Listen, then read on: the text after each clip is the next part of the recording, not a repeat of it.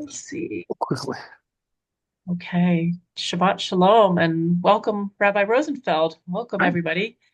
Yeah, welcome everybody. It's Have great you? to see everyone here. Thank you for joining Temple Aaron's monthly Torah study. Nice, and it's nice to be doing it. I always love doing this stuff. So, anyhow, Everybody looks great. I hope everybody's doing okay. This week's Torah portion is Vayishlach, and he sent. It's Genesis 32, verse 4 through 36:43. It is the most the most boring portion in the entire Torah. Nothing exciting happens at all. Um, Jacob wrestles with an angel. He gets back together with Esau. His daughter gets raped, and Benjamin is born, and Rachel dies. So really, nothing happens in this entire portion. Um, but it is a portion about struggling, and there are uh, four main struggles that come out of those four parts of the story. Um, Jacob wrestling with the angel or the man. It's called a man in the text, but we always, for some reason, translate it as angel, some kind of divine being, is a struggle within himself, um, of accept a combination of kind of like accepting himself and um, accepting God. When referring back a portion or so, um, when Jacob was leaving home and heading north to find a wife, running, well, let's put it bluntly, as Jacob left home running for his life because Esau wanted to kill him, um, he uh, wrestles with, or he sees the angels going up and down the ladder, and God promises that he'll take care of Jacob. And Jacob says, in a very Jacob way, because Jacob's uh, not the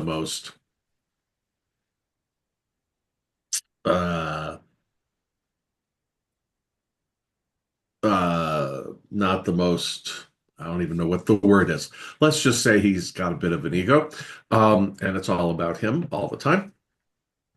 Um, Anyhow, so God promises Jacob will take care of him, and Jacob says, "I'll make you a deal. If I if I do this trip and I get home safely, and this and that, then we'll talk about me being, following you, God." Um, and that has all happened now. So Jacob is now wrestling with that man, that angel, whatever it is. Um, and it's often called a struggle of love because it's Jacob coming to grips with um, his uh, now need to fulfill his promise and do what he really needs to do and um, follow God. The second, his reunion with Esau is one of fear. It's a struggle of his own fear, but it's also a struggle of love and anger. So we have start with a struggle of love, and then we move to a struggle of love and anger because he's afraid, Esau's still afraid of him, and that's what we're going to focus on this morning. But he's um, he's afraid Esau's going to hurt him. So he had split the family up and he's sitting there alone and he wrestles with this person. And or Esau comes and Jacob is like so um, becomes such a supplicant to Esau in that moment. He's already sent him gifts and presents and all sorts of things. But when push comes to shove and Esau says, "Come on over for dinner," no, that's a paraphrase. Um, Jacob says, no. Jacob just said he's too afraid still. And his fear is that of Esau's anger. So that's a struggle of love and anger. The rape of his daughter Dinah um, and is a struggle of anger as one would imagine. Dinah's two brothers, Simon and Levi, um, go and wipe out the city of Shechem, which was where the rapist was from, killing everybody. Um, and then, so that they're acting out of anger. And then Jacob curses them to a degree because Jacob's angry with them because they've put the whole family at risk from other places, thinking that this group of Israelites, or they were still Hebrews at that point, um, are going to try and do that to everybody. And so Jacob's angry with Simon and Levi. Levi and Simon are angry with the city of Shechem. And the last, the birth of Benjamin and the death of Rachel, is a struggle of love and pain. Right? He gets this new son, the youngest, the 12th son, but Rachel dies in childbirth. And Rachel becomes the only one of the matriarchs, Abraham, Sarah, Isaac, Rebecca, Jacob, Leah, and Rachel. Rachel becomes the only one not to be buried in the cave of Machpelah because she died in Bethlehem. And so he buries her in Bethlehem, which is not that far from the cave of the Machpelah in Hebron, maybe 10 miles. But you didn't travel with dead bodies in the desert. Um, you buried where they died. And so today, on your way to Bethlehem, excuse me, um, just before the checkpoint, I believe, since it's going into the West Bank, is the tomb of Rachel, or what's purported to be the tomb of Rachel. And it's separate from the cave of Machpelah in Hebron, which I do not recommend visiting. I recommend that everybody avoid Hebron when they go to Israel. It has since the early 20th century, it's been a place of contention um, uh, between Jews and Palestinians. Okay. So those are the four struggles: struggle of love, love and anger, then just anger, and then love and pain. Yes, I got a new dog. She's very needy. Come on. Come on. You can do it. Ah, girl. She can sort of do it. Look, there we are. Okay. Aw. I had to run to the store real quick. Michelle's making a roast and she needed carrots. And so I just threw her in the car and she wanted to sit on my lap while I was driving, which no. But during Torah study, that's fine. Um, so we're going to be looking at specifically Genesis. Yes, I know. Genesis chapter 32, verses 4 through 13. So I'm going to share my screen. So as soon as I get there. What, what were those chapters again, Rob? 32, chapter 32, verses 4 through 13, which you will see right here, sort of. There we go. Can everybody see that? Yeah.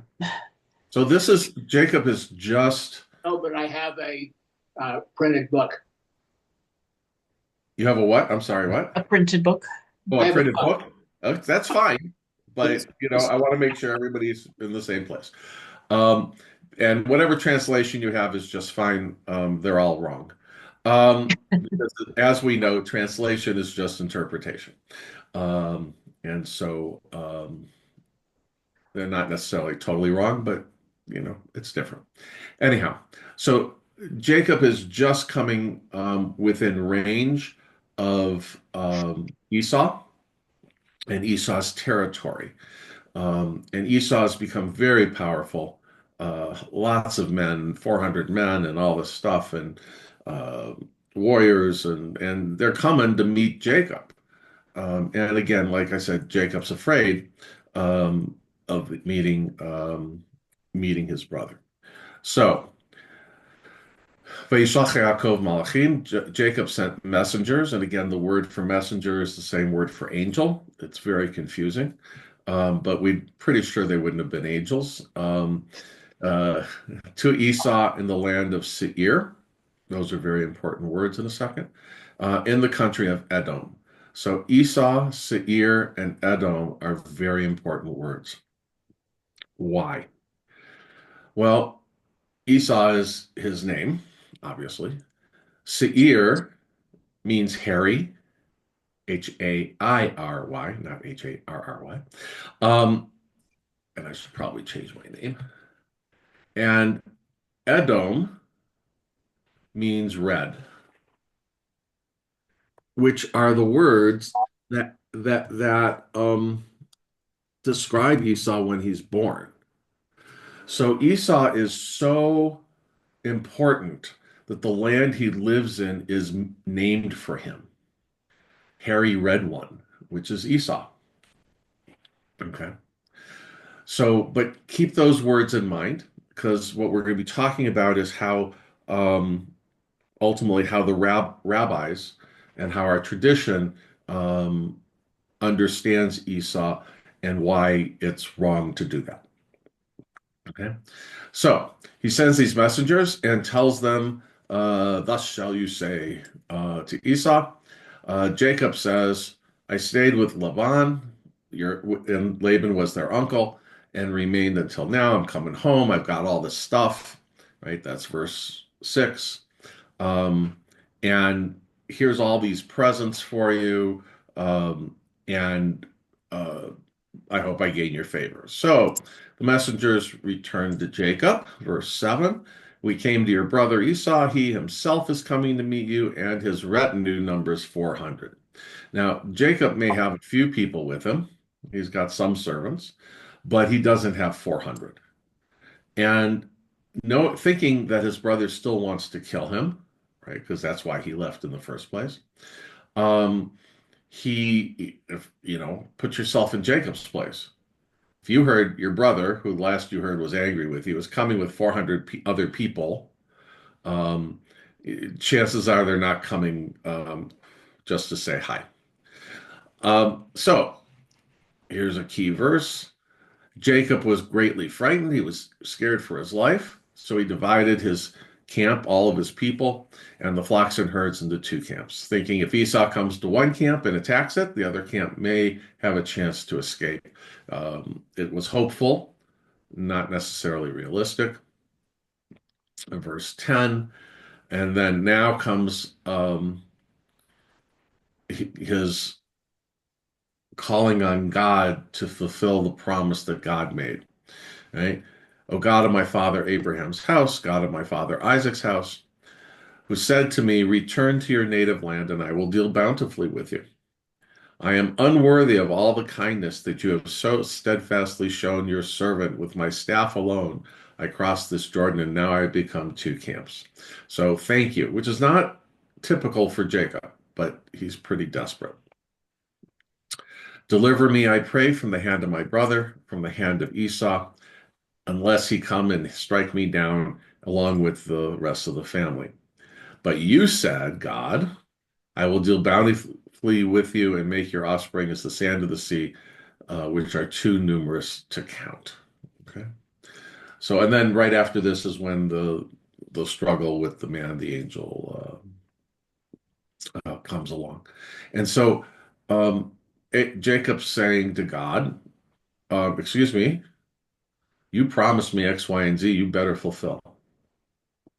Now, that's not an unusual sentiment. We have that all the time. It's usually in times like these when we're experiencing what we would consider negative emotions, right? Um, so, example here is fear, right? And the Hebrew word for fear is yirah, but and we can see up here, vayirah. Here's the word. V'yirah Yaakov, and oops, didn't want to do that. Haven't used Safari in a long time, sorry. And Jacob was afraid. Okay, but the word yirah also means awe, because all emotions, not all emotions. Most emotions have both a positive and negative side. So, for example, here, fear is and awe are the same emotion.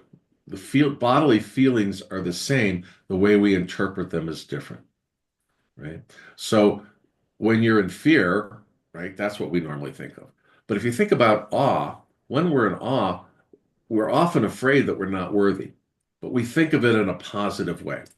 Like if you were to go meet your idol that you've never met, you know, some rock star, athlete, uh, military hero, whoever it might be for you, you'd be nervous, but not out of fear. It would be awe because am I worthy of this?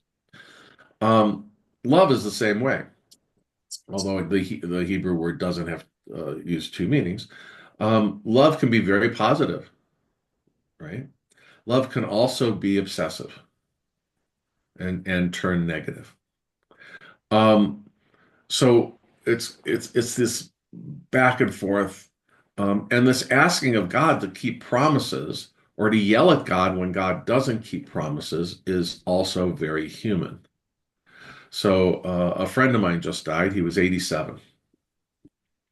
And, if I lived to 87, I took my Social Security at 67 at full Social Security, because I figured if I waited till 70, I did the math. If I waited till 70, I would have to be 85 before the monetary difference would make up. And I'm thinking, given my size and everything else, making it to 85 would be really nice. There's a pretty good chance I might not, right? 87, pretty darn good. As it says in Psalms, the years of our life are 70 years and 10, 70 years, or by reason of strength, 80 years or 80. And so 87 is a pretty good age. His wife is devastated, right? His death isn't a tragedy for all of his friends and most of his family, but for her it is. And we spent a good amount of time on the phone. She's 67. They've been married for 23 years.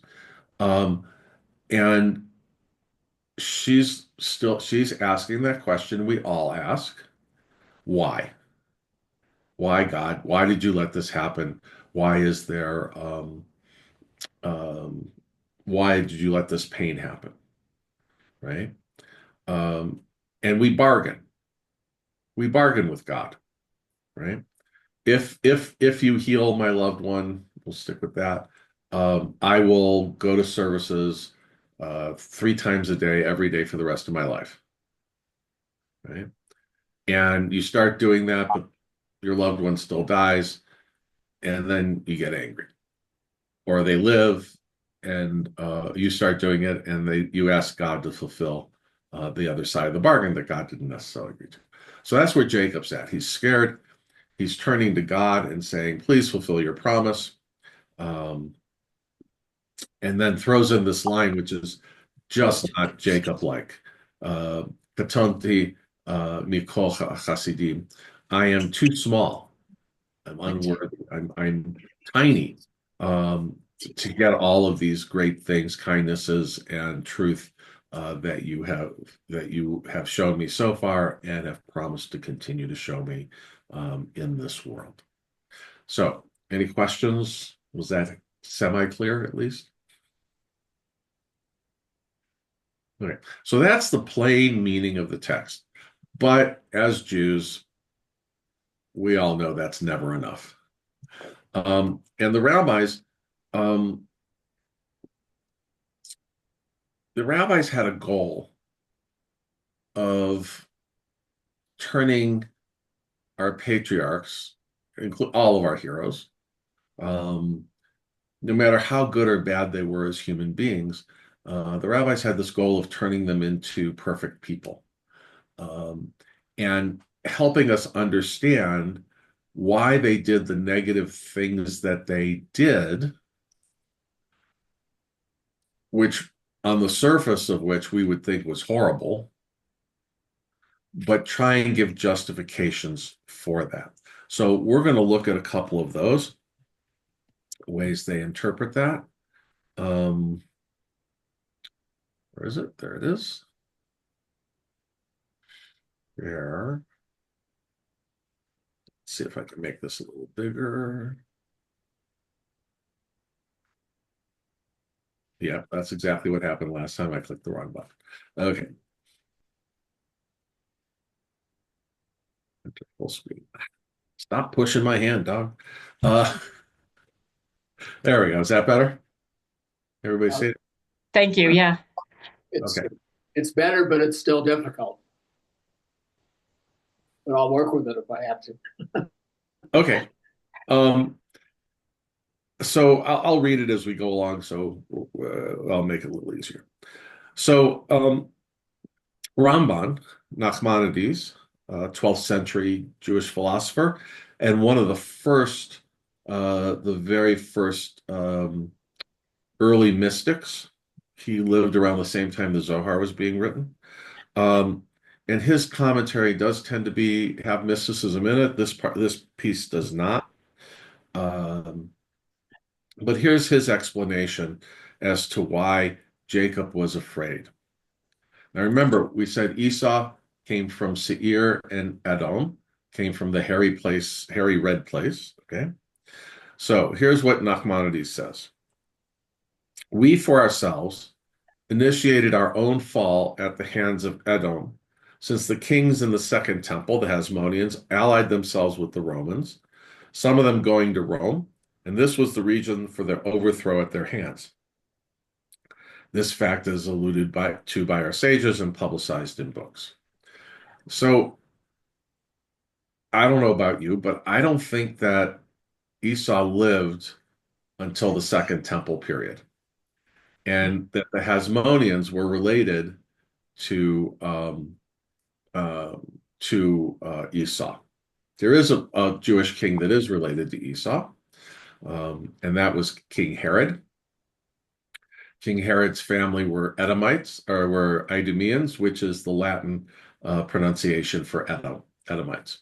So married into the Hasmonean royal family and eventually became king. So the rabbis and Nachmanides carrying on this tradition translate Edom, this land that Esau comes from, as being a euphemism for Rome. Because you couldn't say the Romans were evil. You couldn't say that, even though Nachmanides is well after the Romans, he's living in Spain. You can't say the people you lived with or live among are evil. So you use euphemisms. The book of Daniel, which is all about, if you read it literally, is all about Babylonians, was written during the Greek period, and was really a polemic against Greece and the Greek rulers. You don't agree? Okay. So the Hasmoneans allied themselves with Edom, with the Romans. Now, Edom is in the south. It's like the Negev and just the other side of the Jordan. Rome, of course, is in the northeast. So there's no connection whatsoever, which is why the rabbis felt it was safe to do that. So Esau becomes the archetype for all evil that happens to Jews.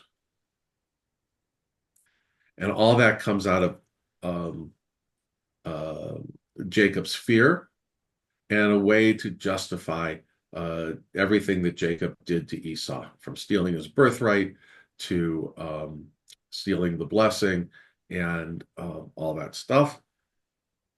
And so, because God knew, we all knew that Esau would morph into Rome and be the ultimate of evil empires. Star Wars not included. So I want to skip Jonathan Sarna for a second. The Mechilta, second century Palestinian commentary on Exodus, says the following. A person whom God has promised security, should that person be afraid? Well, God promises you something. Why don't you just accept it? But what Jacob meant was Woe is me, perhaps sin has made me forfeit divine protection. Right? Because here they're having trouble understanding why Jacob just didn't trust God. Right? Look at what Abraham did. God said, sacrifice your son, and Abraham trusted God enough to go and try and do that. And God stopped him. But Jacob is doubting God. And the rabbis can't have our heroes, our ancestors, our biblical heroes, doubting God. So the Mechilta, which is an anonymous source, um, uh, takes that and says, "Oh yeah, God will do what God's supposed to do if I held up my part of the bargain and um, I didn't sin so much. I didn't sin enough that God's going to abandon me." Right? So here they take what Jacob's actual intent of God's going to abandon me, please don't abandon me, to if it happens, it's my fault. If it happens, it's because I didn't do good enough. Um, uh, a sentiment that is all too common and all too there we go, that's better, all too I forgot how to do that. Okay. Tanhuma, now we get up to the 9th century. Tanhuma is a homiletical midrash, which means it's a series of sermons. Like, not in the sense, they're not presented in the way that you would normally present a book of sermons, right? Lots of rabbis, not me, publish their sermons after they retire, right? And the whole sermon is there. Was that good enough for the rabbis in the 9th century? No. They took the sermons and they split them up and they put all the prologues together, all the introductions together, then all the bodies together, and then all the conclusions together. Okay. So what we see in the beginning of all of them is a reference to other books, which is their introduction to what they actually want to talk about. So the following verse applies, Proverbs 28:14. Happy is the one who fears always, or is in awe always, but one that hardens the heart shall fall into mischief.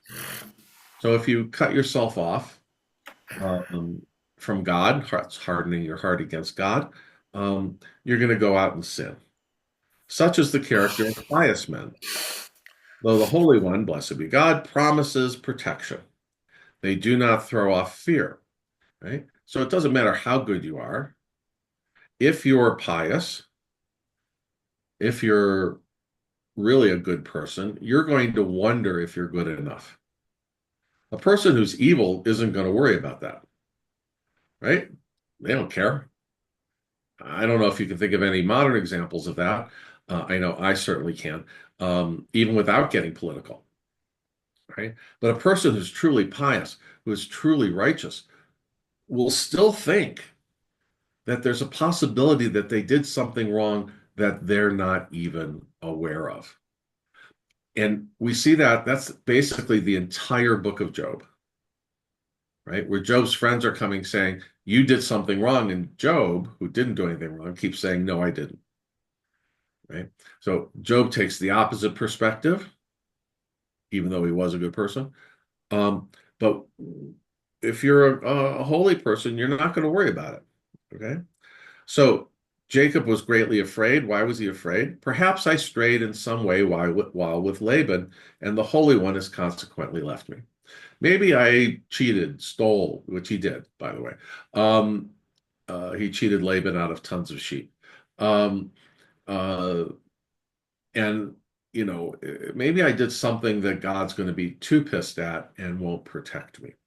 Now, what was the biggest sin that Jacob committed wasn't actually committed by Jacob, it was committed by Rachel and Leah. we tend to skip over that part. It was in last week's portion.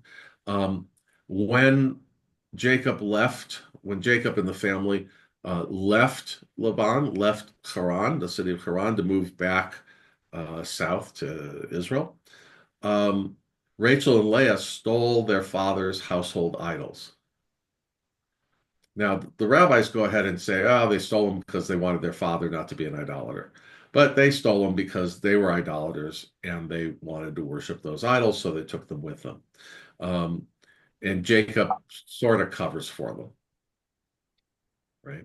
So if you're going to have a big sin in the camp, that's the big one, right? Idolatry is one of the big three. Okay. See, aren't we lucky as Jews? We only have 3 deadly sins, right? Christians have 7. And, so we get to do a whole lot more. Okay.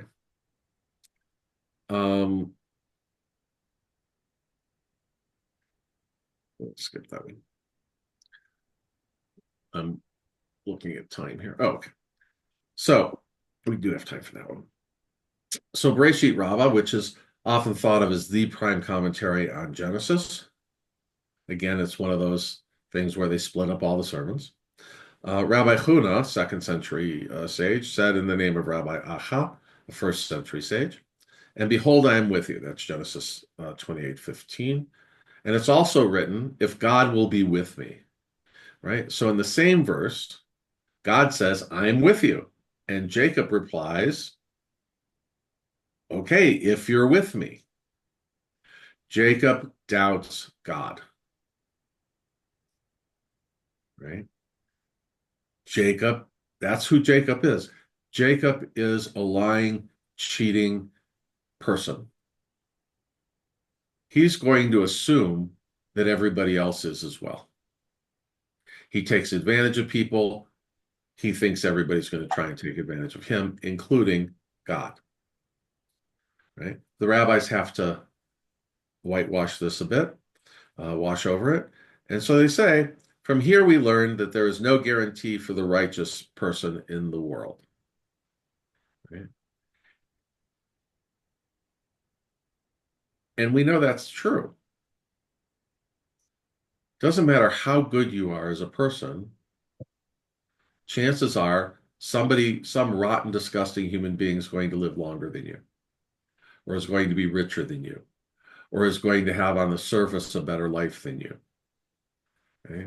That again, that's Job, right? Here's Job, and he has everything taken away from him, right? Even though he was a good person. So we know the world's not fair. We know the world doesn't work where good people are always rewarded in this world and bad people are punished.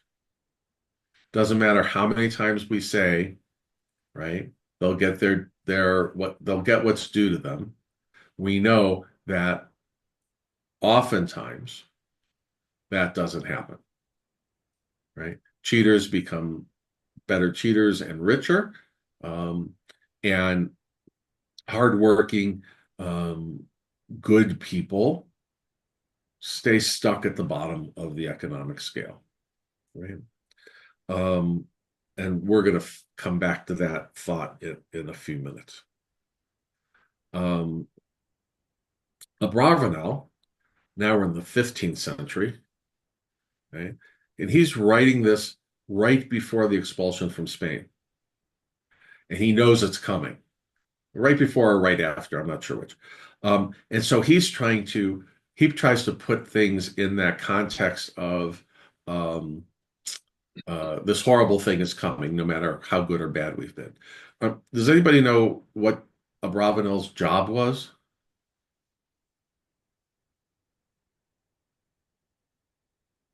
No? He was the treasurer, the royal treasurer to Ferdinand and Isabella. Right? They picked a Jew to run their finances. Right? And they said, if you convert, you can stay. And he said, nope. He had this incredible opportunity. He was the highest placed Jew in Spanish history, right? And he walked away from it. But he sees this expulsion, this forced conversion is coming, right? So Jacob's fear of Esau, he says, was not due to the weakness of his faith. He genuinely trusted in God. But his fear was like that of a real hero going into battle, is afraid of death and senses danger, but out of noble motives scorns life and chooses a brave death. Okay? That's why most people we think of as heroes, and I don't mean sports and stuff like that, um, are people who die doing brave things, or at least put themselves at such risk. It's almost a miracle they didn't die um, doing brave things, right? He who enters battle thinking he will not die cannot be called a hero, just the same as he who gives charity to show his scorn of money cannot be called generous, since he does not do this because it's his valued choice, but rather because he hates money. Similarly, the mighty person should be grieved over the possibility of death, nevertheless choosing it because of its nobility. Jacob's fears can be explained the same way. Had he not been afraid of Esau killing him and his wives and children, his approaches to him would not have been indicated trust in God and his destiny, but he would have gone to him thinking that he would behave to him as a brother. Right? If he thought he was safe, he wouldn't need God. But this shows that he's afraid and he goes anyhow because God has his back. He knew it, and so his natural fears were aroused. His intelligence, which controlled his emotions, as it should be with a person of character, rebuked him for his fear, and he steeled himself for the interview with his brother. Such as a man is properly to be called a believer in the prophecy is one who trusts in the destiny of God. Right? If we're not afraid, if we don't have some hesitancy to do something, the examples here are facing death and giving tzedakah, giving charity. If we're not doing it from a place of bravery, of this is what I need to do to make the world better, then it doesn't count. It's nice, right?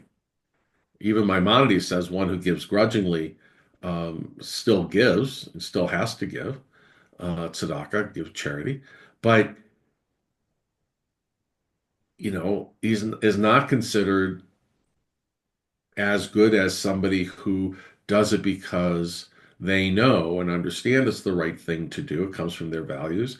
And particularly with poorer people, people with less, who are still required to give, it puts themselves at risk. Okay? I was driving, we have, like every place these days, have homeless people on street corners asking for stuff, right? And I saw the other day, I was driving, got off an exit ramp, and of course there was this guy, and I'm at the light, and this other homeless person comes up. They talk for a minute, and the other homeless person hands him a sandwich, right? You would think both, he could have kept it for himself and actually had a better meal.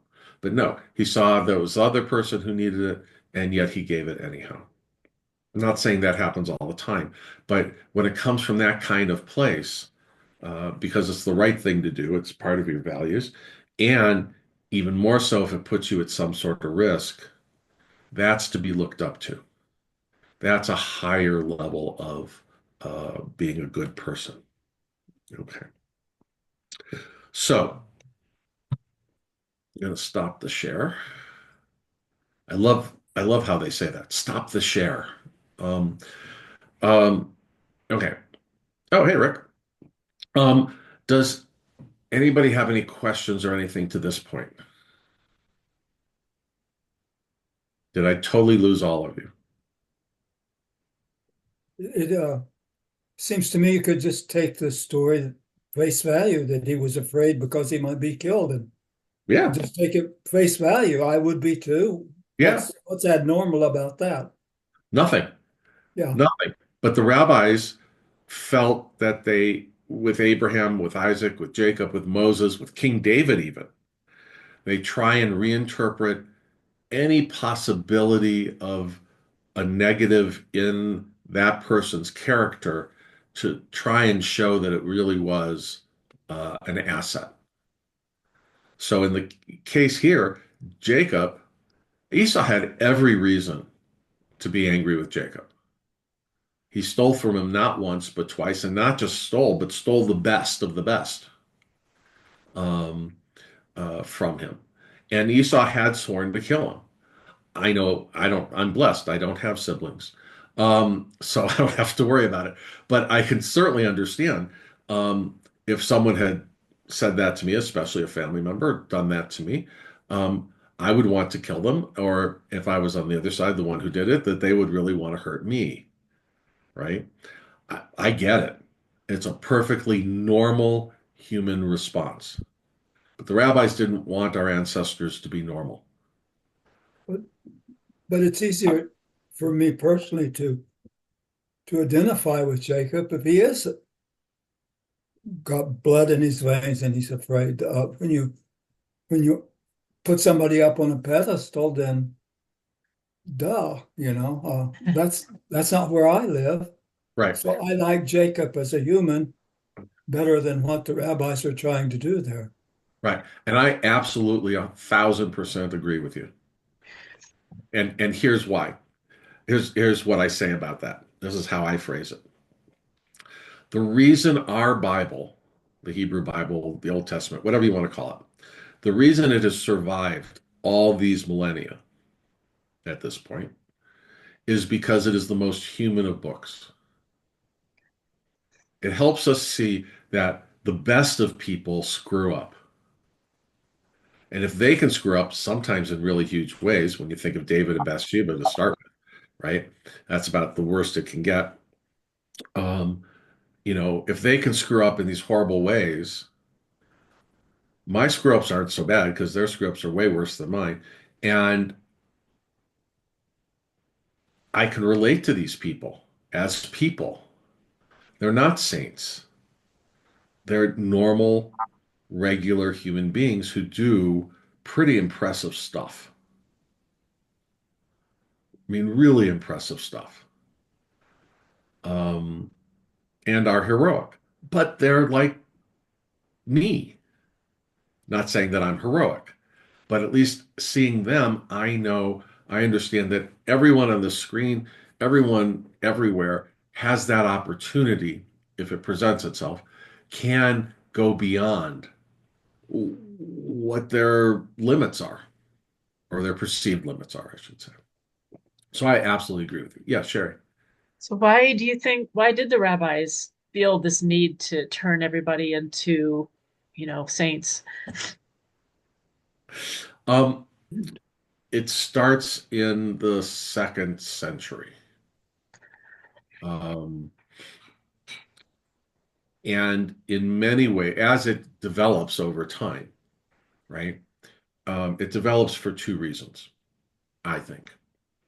One is a reaction to Christianity, because everybody in the Christian Bible, New Testament, whatever you want to call it, um, is saintly, except for Judas, right? Their people are perfect, right? Thomas doubts a little bit, but who cares, right? The vast majority of them are these perfect people, right?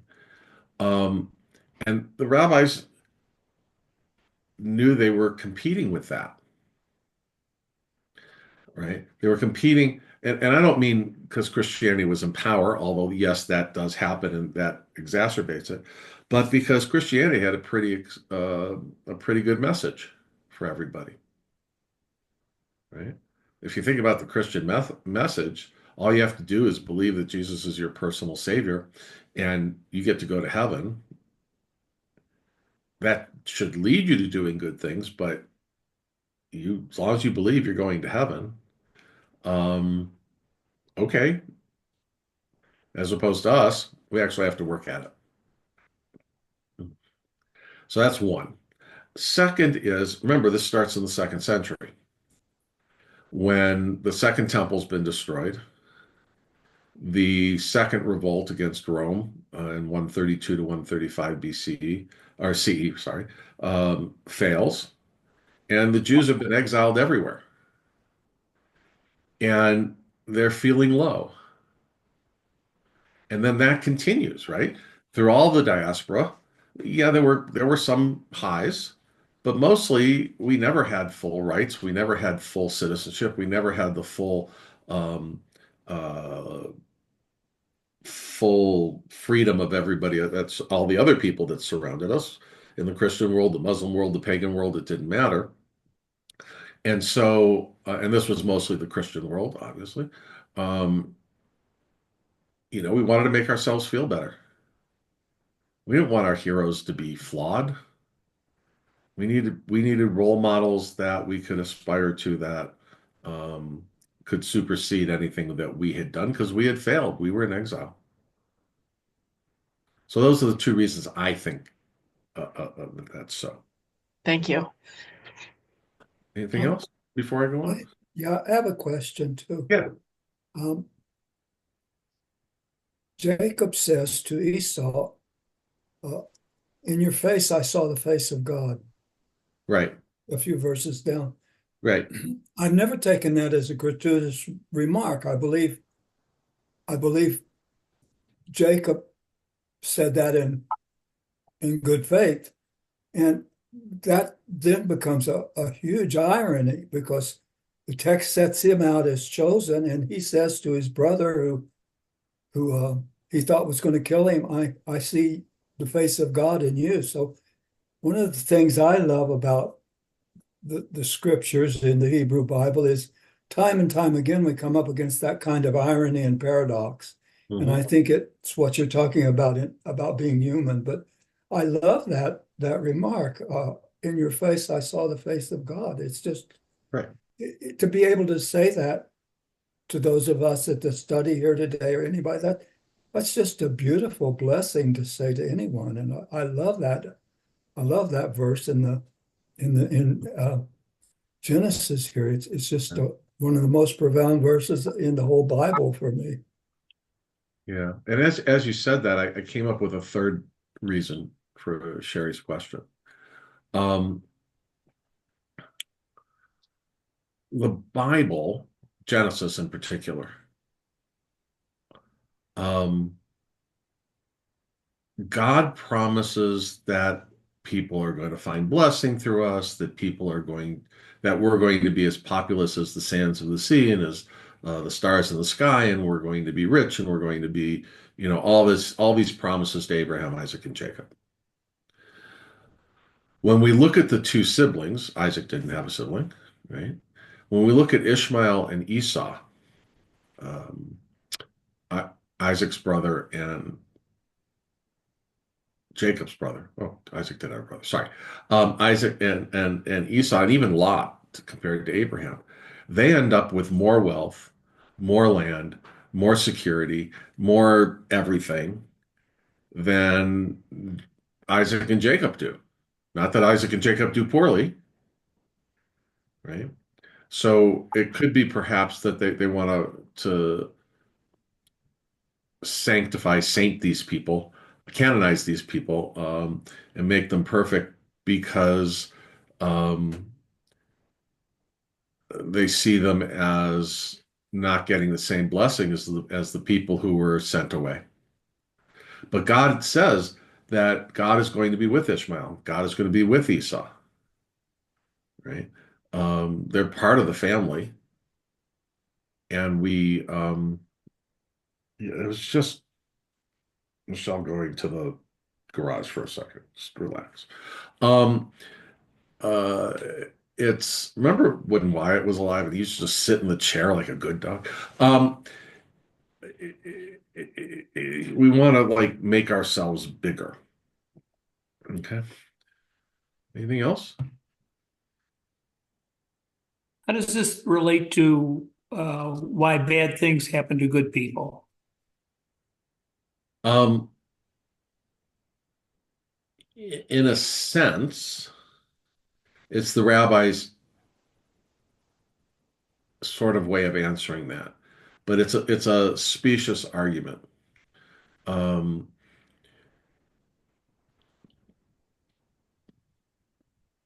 they're trying to they're looking at their lives, okay, which for the most part, other than a Bravano, um,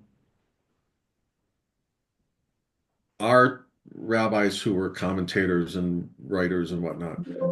Um, were not living great lives, right? Um, they saw themselves as good people, and bad things were happening to them. And they're trying to figure out why. Same question everybody asks. And there is no answer. So they try and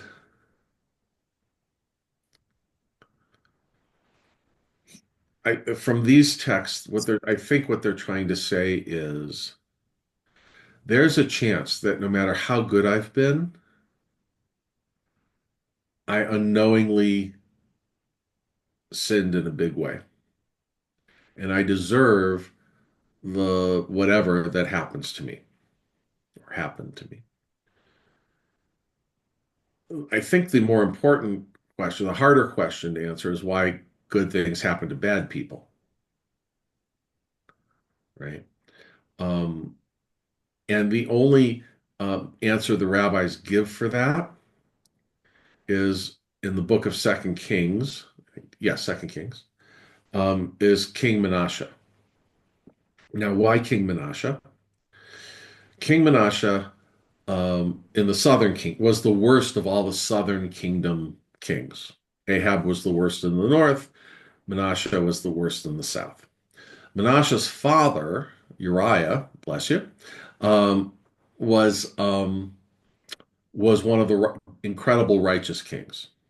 Okay, so you have this contrast between father and son. Uriah, who's this incredible king, gets leprosy and dies. I forget how old he was, but he wasn't very old. He dies very young. He had a very short reign. Manasseh ruled for 50 years. And that was very disturbing to Jews. And so if you look in the Catholic Bible or the Jewish, which was written by Jews, but the sections we don't include are called Apocrypha. Um, there's a passage in the second book of Kings that we don't have, but was again written by us, and for some reason not included. And it's called the Prayer of Manasseh. Um, is it great literature? No, not particularly. But it was written to justify why Manasseh got to live so long. And the answer, the prayer of Manasseh is said at the end of his life, toward the end of his life, and he repents everything wrong he'd ever done. So the rabbis take from that all this good stuff happened to him because God knew, or he got to live so long specifically, because God knew that at the end of his life he would repent. And he had to live long enough to come to that realization, right? Which again answers the question also of why bad things happen to good people, because those who are good die young. And I know this because Billy Joel said so. But right, I mean, because because I'm not young anymore, they've they fulfill their purpose early on in life. Now, that's not a theology I hold. Believe me, I don't hold that, especially now that I'm old. Um, but even before. Okay. So that brings me to what I wanted to finish with. Now I only have 3 minutes, so but I'm here. We're I'm not going to kick you off. It's okay. all I have left to do today is go to the dog shelter and walk dogs. And if I wait a little longer, it'll be a little warmer. Uh, It's okay. um, I think that there's another level to um, why the rabbis who were in exile or being beaten by the Romans or later Christians or Muslims or whomever, um, take these kinds of positions.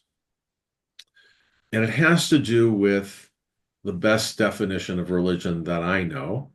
And I teach this a lot, so if I taught this before, too bad you're hearing it again. The best definition of religion is the human being's response to being finite, to finitude. We're finite in every possible way, right?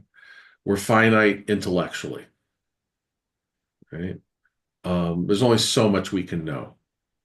And we can't even know everything that's known, right? There's so many scientific facts and truths and everything, and history, and things going on in the world right now. We can't know it all, right? Let alone the things that we don't have scientific or logical explanations to. And religion fills that gap. Also, we're limited bodily. Um, I think all of us were alive, maybe not Cherry, but the rest of us were alive when what's his face broke the 4 minute mile. Um, right? But I can pretty well guarantee that without some kind of mechanical assistance or serious evolutionary development, no human being is going to break the 4 second mile. It's just not going to happen. Or a kilometer, and that's even shorter. Right? It's just not going to happen. Not the way we are. We're limited physically. Um, one of the ways we're limited physically is we're going to die. But whether you're young or old, everyone's going to die. Mark Twain said it. No, it must be true. Um, right? And yet we don't know what happens when we die. We only have belief about what happens when we die. Right? Um, and so I think the rabbis, when looking at these characters, wanted to interpret, understand them as people and their deeds as ultimately being good because they believed in heaven and they wanted all these people to be in heaven. I mean, Jacob was pretty much scum his whole life, even to the very end. He favored Joseph above everybody else. He, you know, um, messes with the brothers' minds in all sorts of ways. But they want him to they want him to be a hero. They want him to go to heaven. David's even worse, right? David not only commits adultery, he commits murder. He has his married lover's husband killed, right? How do you go to heaven after that? Right? So the rabbis try and reinterpret all of these things so that our heroes get into heaven. Now, different people have different needs because if you look at every book in the Bible except the book of Daniel, the only thing that people say happens when you die is you go to Sheol, and Sheol is a place of ultimate darkness. Or you wander the earth as a ghost. Right? Those are your two choices. There's no heaven. There's no real afterlife. When King Saul calls back the ghost of Samuel, the prophet Samuel, Samuel says, I was perfectly content, this is my paraphrase, perfectly content being dead. I was in darkness, I was sleeping, just leave me alone. Why'd you bring me back? Right? Why'd you wake me up? There's no giant banquet tables and whatever. There's no heaven. Book of Daniel introduces an early concept of heaven, and Jewish theology about what happens after life changes as the centuries change and our understanding of the world changes and philosophy and theology and what else. And we're influenced by the people amongst whom we live. The Reform movement decided they were going to just ignore afterlife. And so I have lots of people our ages that come to me and say, well, we were taught there was no heaven. No, you were taught nothing. You weren't taught about it at all. So I always made sure that with our older kids, not our little ones, with the teenagers, that we always talked about the various possibilities of whether there was an afterlife or not and what that might look like. And so I see a lot of this work as them trying to reassure people who are worried about getting into heaven because they've done something wrong, that they will get into heaven. Because if David could get into heaven, if Jacob could get into heaven, if Abraham can get into heaven after almost killing his son, what are you? You got nothing on them, right? You're a shoo-in for heaven. And so I think that was also part of their motivation. Whatever you believe about afterlife, right? This is what they believed. So that's where I wanted to finish today, which is nowhere near where you thought I was going to go. That's interesting, though. But I have a request, Rabbi Sure. Rosenfeld. Sometime could we look at like the first 5 verses of the book of Genesis? I Sure. think a lot of our quandaries around this have to do with looking back at how creation is accounted for there, because the darkness doesn't go anyplace. Right. God creates light in the darkness, but the darkness doesn't go anyplace. Yeah. And the way that gets translated into English is very confusing. Yeah. So if we could look at that sometime, you could walk us through that. I would Sure. appreciate that very much. Happy to do it. Just schedule it. Okay. But Not in January. I'm really taken by this notion that the darkness just doesn't go anyplace. It's still Yeah. there. Still there. Well, what's darkness? Darkness is the absence of light, Exactly. right? So, but we can look at that in more detail. Absolutely. That'd be fun. And the word becomes so profound in that because there's no light until the breath and the spirit says, the word, let there be light. Right. So the word becomes so instrumental in that. Yep. Absolutely. It's a great thing to look at. So if y'all want to schedule it, happy to do it, just not in January, please. Okay. Yeah, we can definitely schedule for after Please, January Sherry, then. let's do. Let's I do would, that. Yeah. I would make Okay. a special effort to sit in on that. Yeah. Okay. Very Yes. good. We will. January, I have 2 conventions on my wife's birthday, so I'm not around. No problem. No problem. Enjoy your puppy. Thank you. What is your puppy's name? So when I got her from the shelter, her name was Pookie. Uh-huh. We don't know if that was her original name. She was chipped, and they did contact her previous owners, but they didn't respond. So she was Oh. up for adoption. And so, but Pookie, my wife didn't like Pookie, so we tried to keep the P and went through a lot of names. And so now she's Peaches. Can we see her? Yeah. I want to see her more because Okay. oh my We were gosh. gone for 3 weeks, and she was with the dog sitter, so she put on some weight. So she's a little Oh, she is so part of sweet. she's like a wired-haired terrier dachshund mix. So we're not exactly sure. We'll do a DNA test once they go on sale. But no, she's a sweetheart. She needs to be brushed, but other than that, Thank you. Thank you sure. very much. Well, thank Hi. you for being here with us today. Thank you all for Yes, attending. definitely. Thank Rabbi, you. thank you for being here. Everybody else, thank you so much for being here, Yeah, I always supporting our try to. community. It's great.